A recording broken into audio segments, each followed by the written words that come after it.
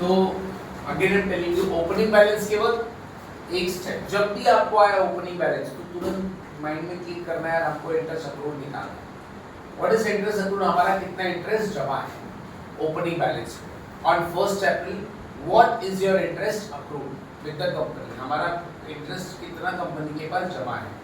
Purchase बोला तो 2 step आएगा, सेल 4 स्टेप, और आगे के 3 वीडियोस मैंने बनाए वो प्लीज देख लेना, तो आपको ये लिंक थोड़ा सा समझ में आ जाएगा। सेल, इंटरेस्ट रिसीव्ड म्हणजे आपल्याला इंटरेस्ट कौन दे रहा है? सर इंटरेस्ट अपने को कंपनी देगी, तो कब देगी इंटरेस्ट?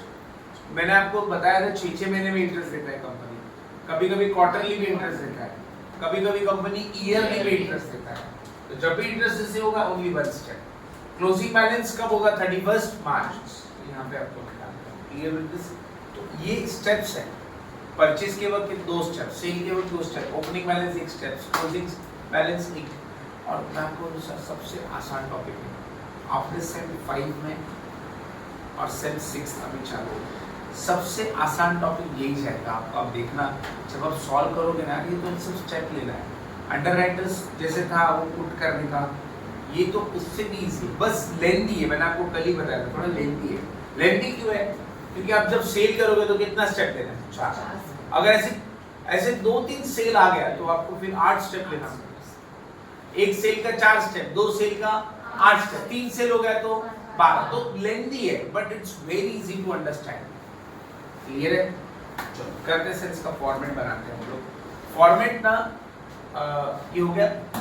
हाँ, तो ओपनिंग बैलेंस पे 1 स्टेप, परचेज पे 2 स्टेप, सेल पे 4 स्टेप, इंटरेस्ट रिसीव पे 1 स्टेप एंड क्लोजिंग बैलेंस पे 1 स्टेप। ऐसा आपको याद रखना है।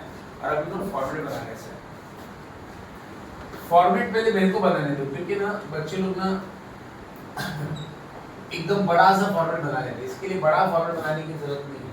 ओके, छोटा एक 5-6 लाइन का फॉर्मेट नहीं हो जाता है। ओके, बट इसके लिए ना कॉलम्स बहुत सारे बने। हम लोग बोले सर हम लोग कंपनी या इन्वेस्टर, बड़ा फॉर्मेट नहीं है सर, फॉर्मेट छोटा सा हाफ पेज का है। ओके, बट कॉलम्स बहुत है इसमें। तो आप लोग क्या करना है, एक ही पेज में ट्राई करना सब कॉलम बैठाने का फॉर्मेट को। पर जेव्हा आपण सम्स करू ना, तो हम लोग एक पेज पे डेबिट करेंगे और एक पेज पे क्रेडिट करेंगे, डेबिट क्रेडिट, क्योंकि कॉलम्स बहुत है ना सर, तो ऐसा बनाना पड़ेगा। ओके, तो हम लोग कौन है, कंपनी या इन्वेस्टर? इन्वेस्टर। तो यहाँ पे हम लोग लिखेंगे in the books of investor, in the books of investor. यहाँ पे इन्वेस्टर का नाम लिखना है। ओके, फिर आपने कहाँ पर इन्वेस्टमेंट की है, यहाँ पे आपने इन्वेस्टमेंट अकाउंट बनाना है, investment account.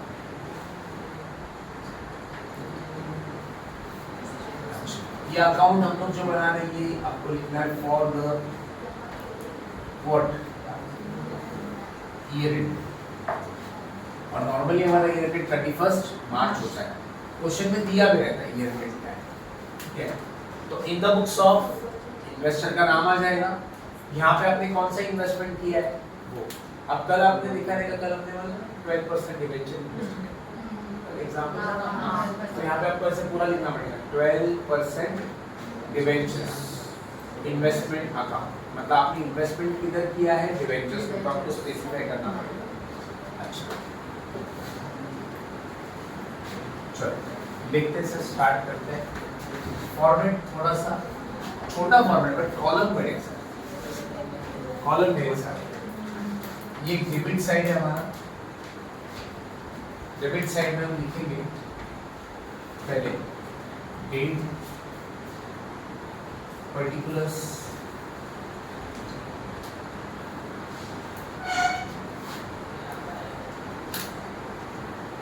Working note, working note के बाद नंबर ऑफ डिबेंचर्स, हमने कितना डिबेंचर परचेस किया, फिर उस डिबेंचर की फेस वैल्यू। आप प्लीज ध्यान से सुनना। सपोज आपको यहाँ पे दिया है 100 डिबेंचर, 200 डिबेंचर, 200 डिबेंचर। ये 200 अमाउंट नहीं है, नंबर ऑफ डिबेंचर। सपोज मैं यहाँ पे लिखता हूँ 200 डिबेंचर, तो आपको फिर फेस वैल्यू कैसे मिलेगा मालूम है? 200 डिबेंचर इनटू 100, क्योंकि एक डिबेंचर का फेस वैल्यू कितना होता है 100, तो यहाँ पे फेस वैल्यू कितना आ जाएगा 20,000। Clear with this? तो ये नंबर ऑफ डिबेंचर है उसको इनटू 100 करेंगे तो will get the face value. अच्छा कभी कभी क्वेश्चन में समझ लो अभी फेस वैल्यू दिया है 30,000, नंबर ऑफ डिबेंचर कितना है? फेस वैल्यू 30,000 दी है, नंबर ऑफ डिबेंचर कितना आएगा 300 डिवाइडेड बाय 100 कर रहा है, समझा क्या? यस। तो याद रखो ये नंबर ऑफ डिबेंचर है और ये फेस वैल्यू, दो कॉलम हम लोग को यहाँ पे बनाना है। उसके बाद हम लोग एक कॉलम बनाएंगे कौन सा, इंटरेस्ट का कॉलम, और उसके बाद उसका कॉस्ट। ये हो गया आपका debit side. Same column continue करेंगे हम credit side, date, then what, particulars, उसके बाद working note, okay, number of debentures, number of debenture के बाद क्या, फेस वैल्यू, फेस वैल्यू के बाद इंटरेस्ट एंड देन कॉस्ट। ठीक है, तो ये आपका होगा क्रेडिट साइड, यहाँ से वहाँ से यहाँ तक डेबिट या फिर यहाँ से यहाँ तक क्रेडिट। स्टार्ट करें सर। इतना बड़ा कॉलम मैंने आपको बोला पहले मुझे बनाने तो फिर आप आराम से बना लेना, क्योंकि 2 पेज हम लोग सम करते हो, 2 पेज बनाएंगे, मुझे debit side on the left hand page और राइट हैंड पेज पे क्रेडिट साइड, ऐसे बना। यहाँ पे सबसे पहले एंट्री होगा टू बैलेंस ब्रॉट डाउन। क्या एंट्री होगा सर? To balance brought. ये क्या मतलब? ये ओपनिंग बैलेंस, हम इन्वेस्टर है ना सर, तो हमारे पास कुछ लास्ट ईयर कुछ डिबेंचर बचे होंगे, लास्ट ईयर का क्लोजिंग, इस साल का, तो ये ओपनिंग, याद रखिए ये ओपनिंग बैलेंस है। इसको क्या लिखेंगे? To balance brought down. Date दिया रहेगा फर्स्ट चैप्टर को, ये लिख देंगे। नंबर ऑफ डिबेंचर कितना है वो आपको लिखना पड़ेगा, कितना डिबेंचर है आपके पास ओपनिंग बैलेंस में, उसके बाद उसका फेस वैल्यू, देन उसका interest and then cost, that is this your opening balance. उसके बाद हमने अगर कुछ परचेज किया है तो परचेज की एंट्री भी डेबिट साइड में आएगी।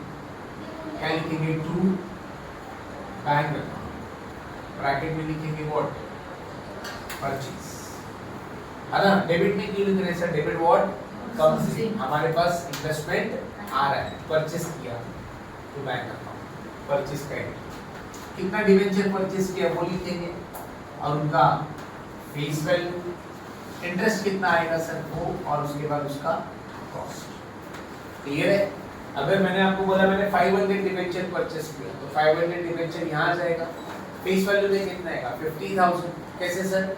500 into 100, उसके बाद उसका इंटरेस्ट और कॉस्ट। अच्छा ये हो गया आपका परचेस का एंट्री। सेल का एंट्री किधर होगा सर? क्रेडिट साइड में, बिकॉज सेल करने से अपना इन्वेस्टमेंट जा रहा है, तो हम इन्वेस्टमेंट सेल कर रहे हैं, क्रेडिट साइड पे लिखेंगे what, by sale, by bank account, और ब्रैकेट में क्या लिखेंगे? सेल। कितनी सेल के लिए? Number of debenture, face value, interest and cost. Sale के बाद जैसे हम सेल करते हैं तो हमको प्रॉफिट लॉस का भी एंट्री करना है, प्रॉफिट एंड लॉस अकाउंट। अगर आपको लॉस हुआ तो यहाँ पे एंट्री होगा, सिर्फ कॉलम कौन सा होगा? कॉस्ट। आपको पता है सपोज मैंने इन्वेस्टमेंट सेल किया बट लॉस में सेल किया, तो सेल करने का तो उसका लॉस का भी एंट्री करना पड़ेगा, है ना। हम कम दाम में बेच दिया आप लोगों ने तो लॉस का एंट्री, लॉस का एंट्री किधर होगा? Only cost. अच्छा अगर मैंने ज्यादा प्राइस में बेच दिया तो प्रॉफिट होगा, प्रॉफिट की एंट्री किधर होगी? फिर डेबिट साइड। क्या लिखेंगे sir? To what, profit and loss account. इसको क्या लिखेंगे? प्रॉफिट ऑन सेल, और सिर्फ प्रॉफिट का मतलब कौन सा होगा? कॉस्ट। तो ये लॉस ऑन सेल है, तो जब भी लॉस होगा तो क्रेडिट साइड में। अच्छा अब बच्चे बोले सर लॉस तो हम डेबिट में लिखते हैं ना, बट यहाँ क्रेडिट हुआ है बट पीएनएल के डेबिट में एंट्री होगा, इसका दो इफेक्ट होगा, P&L के डेबिट में और इन्वेस्टमेंट के क्रेडिट में। अच्छा, प्रॉफिट हुआ तो दो इफेक्ट क्या होगा, एक P&L के क्रेडिट में और एक इन्वेस्टमेंट के डेबिट में। समझ लो, म्हणजे लॉस को हम कहाँ ट्रांसफर करते हैं, P&L के डेबिट में, तो इन्वेस्टमेंट के क्रेडिट में।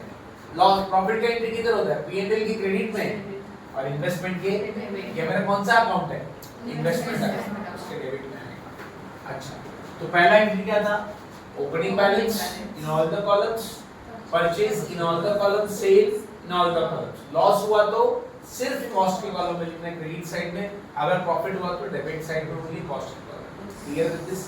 अच्छा, उसके बाद मुझे कंपनी से क्या मिलता है, इंटरेस्ट मिलेगा।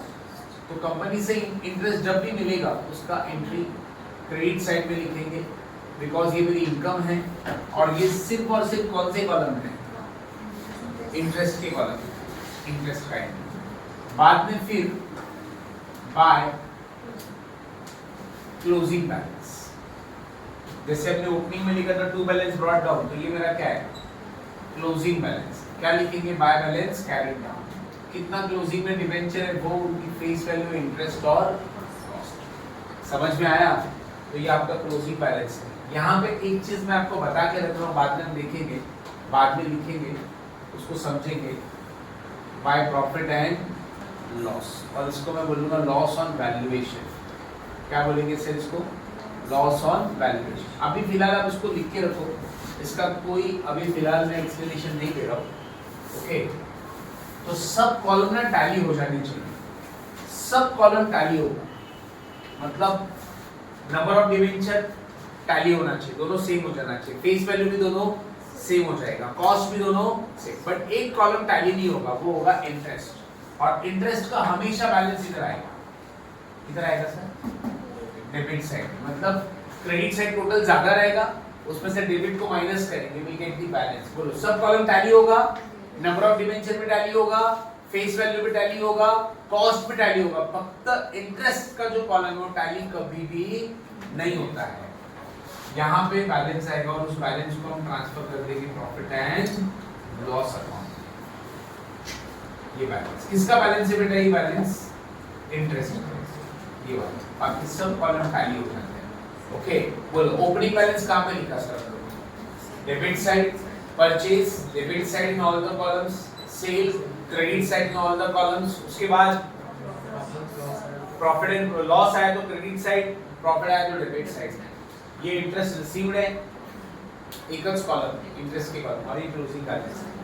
सब कॉलम टैली होंगे सर, सबके सब कॉलम टैली होने चाहिए, एक कॉलम टैली नहीं होगा, कौन सा, इंटरेस्ट, उसका बैलेंस यहाँ पे आएगा, उसको ट्रांसफर प्रॉफिट एंड लिखो सर, फटाफट फॉर्मेट बना लो sir, please draw the format, format draw कर लो सर।